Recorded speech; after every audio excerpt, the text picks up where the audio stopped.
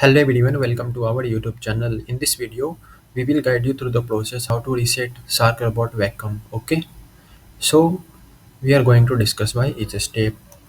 So first of all, step to reset the Shark Robot Vacuum via the Shark Clean app.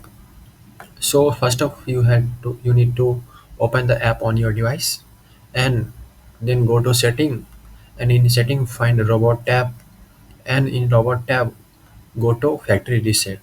Confirm the action by entering the password. Okay.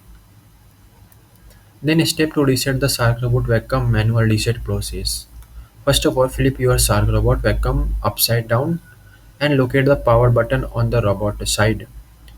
Press and hold the power button for about 10 seconds and power off the Shark Robot.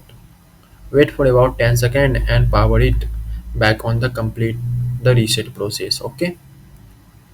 So this is the all step. Thanks guys. Having a nice day. Don't forget to subscribe our YouTube channel.